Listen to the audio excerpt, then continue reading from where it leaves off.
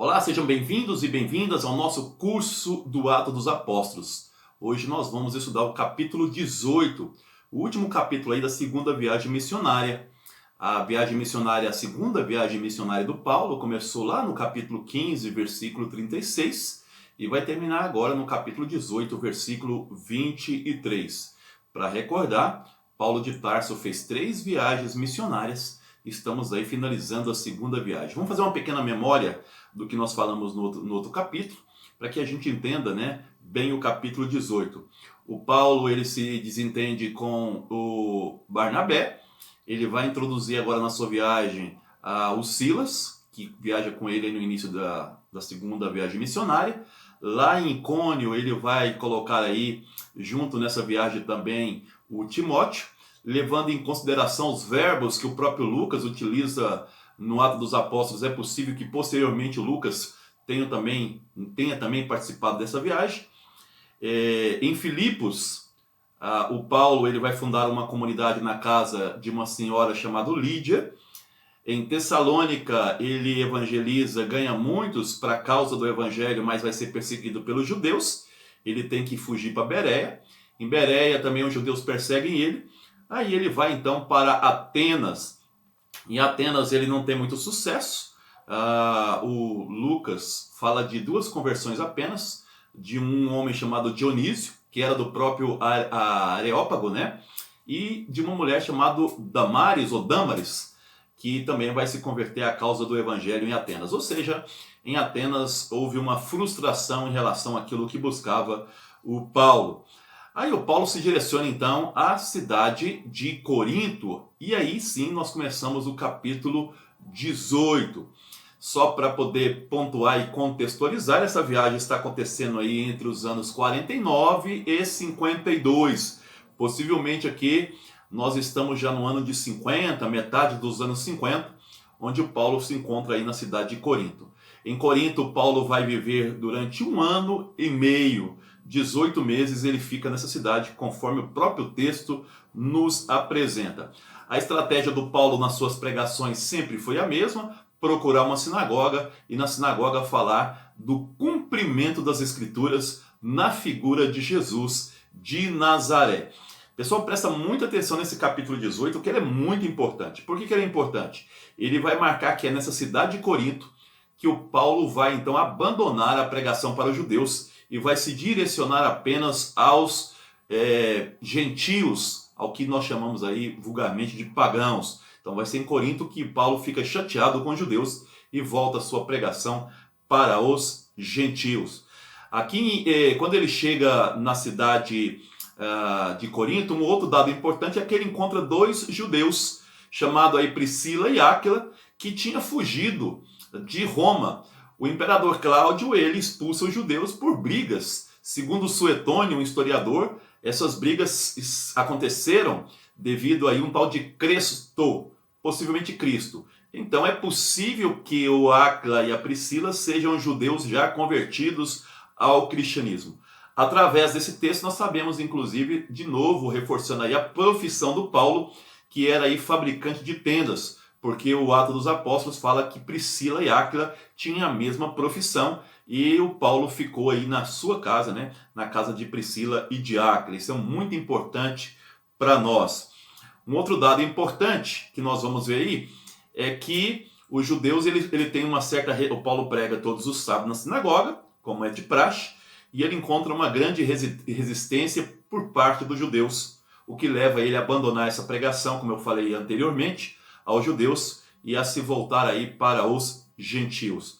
O texto fala que o Timóteo e o Silas juntam-se ao Paulo na cidade de Corinto, e é interessante quando a gente lê a primeira carta aos Tessalonicenses, no capítulo 3, nós percebemos que o Timóteo ele já tinha encontrado com Paulo lá em Atenas. Só que o Paulo envia ele de volta para Tessalônica, porque a comunidade lá está precisando dele. Parece que a fé cristã em Tessalônica está diminuindo, está tendo muito conflito com os judeus, e o Timóteo é enviado a Tessalônica para resolver esse problema, e de Tessalônica o Timóteo e o Silas irão encontrar o Paulo em Corinto. Isso é muito importante para nós entendermos. O que vai dar ao Paulo uma certa folga para que ele se dedique cada vez mais então ao evangelho junto com esses dois companheiros de viagem. É importante observar, e eu queria que você prestasse muita atenção nisso, lá no capítulo 18, versículo 9, vai dizer aí de um sonho, né, noturno do Paulo. Eu vou ler literalmente o que diz aqui, para você entender. Ele teve um sonho onde Jesus aparece para ele, dizendo: não temas, fala e não te cales, porque eu estou contigo, ninguém se aproximará de ti para te fazer mal, porque tenho um numeroso povo nessa cidade. Nós já aprendemos com Lucas que ele fala sempre positivamente do crescimento do cristianismo. Aqui é uma forma do Lucas estar dizendo para nós que nada interrompia o crescimento do cristianismo. Então é muito importante isso aqui para nós. Depois, vai dizer que mesmo com essa resistência dos judeus, o Crispo, que era aí o chefe da sinagoga, converte ao cristianismo, ele e a casa dele todinha, a família, vão se batizar ao cristianismo, e que o Paulo vai ficar na casa depois de um gentio chamado Eitício Justus, alguns chamam também de Tito Justus. Isso está lá no capítulo 18, versículo 7. Quer dizer, aqui um dado interessante é que essa cidade de Corinto, antes ela era capital, ou era uma cidade grega, depois ela passou a ser uma cidade romana, e ela era uma cidade mais ou menos de 500 mil habitantes e de uma diversidade muito grande cultural, religiosa. Então nós temos aí muitos gentios nessa cidade. Os judeus eles vão levar o Paulo até o procônsul chamado Galião, reclamando que o Paulo está inserindo novas religiosidades contrárias à lei, o que não é verdade. Tanto é que o Galião não escuta eles, vai dizer que se fosse alguma questão contrária à lei, ele teria o prazer de julgar, mas como é uma questão ligada ao judaísmo, de questões religiosas judaicas, ele nem vai julgar isso. Aqui o Lucas está dizendo uma coisa muito importante para nós, que o cristianismo não é contrário ao Império Romano. Não esqueça que o Lucas, o Paulo principalmente, eles não querem bater de frente com o Império Romano. Eles precisam evangelizar. E aqui então ele coloca que o procônsul romano de nome Galião, que é irmão do Sêneca, um grande poeta, né, pensador romano, esse Galião, ele vai então dizer que não tem nada contra o que o Paulo está pregando. Depois o Paulo aí vai então ficar, como eu falei para vocês, pregando aí durante 1 ano e meio nessa cidade, e aí ele se despede juntamente com Silas, Timóteo, Priscila e Áquila. Eles vão direcionar a cidade de Éfeso. A intenção deles é voltar para casa, e ali em Éfeso ele vai deixar Priscila e Áquila e vai retornar com Silas e Timóteo para Cesareia, que é o porto marítimo ali hoje da Terra Santa. E é interessante que fala que ele sobe, não diz para onde, a gente imagina que é para Jerusalém, e ali em Jerusalém então ele faz uma saudação à comunidade e volta para Antioquia da Síria, que é a cidade dele. Um dado importante, diz que o Paulo, numa cidade chamada, isso aqui é muito importante para a gente entender a questão de um voto que o Paulo vai fazer. O Paulo ele vai fazer um voto, durante 1 ano ele não corta o cabelo, e depois diz que na cidade de Crência, né? Isso está lá no versículo, perto para vocês, isso está lá, chegaram Cencris, capítulo 18, versículo 18 fala: antes, porém, cortaram o cabelo em Cencris, porque terminaram o voto. O que voto é esse nós não sabemos, muito imagina que ele pode ter aquele voto que era muito comum, que era o voto de não deixar o cabelo, não podia cortar o cabelo, como fazia o João Batista, que é o voto de Nazireu. É possível que ele tenha feito esse voto e foi justificar esse voto depois em Jerusalém. Voto aí temporário, como a gente percebeu aqui. Um outro ponto que eu queria destacar aqui é que lá em Éfeso vai aparecer um cristão chamado Apolo, que não tem nada a ver com Paulo, que não tem nada a ver com Priscila, com Áquila, o que mostra que o cristianismo era mais complexo do que a gente imagina.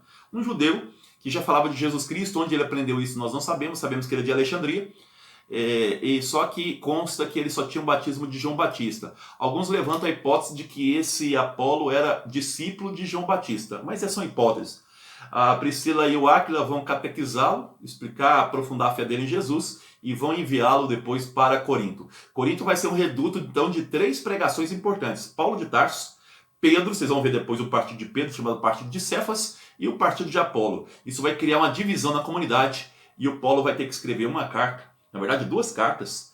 Ele vai escrever depois de Éfeso para Corinto 2 cartas, pedindo que a comunidade tenha unidade, porque a comunidade está dividida nesses 3 partidos: partido do Paulo, partido do Apolo e o partido de Pedro. É como se cada um dissesse: o cristianismo verdadeiro é o meu, porque ele é do Paulo. Não, é o meu porque ele é de Apolo. Não, é meu porque ele é de Pedro.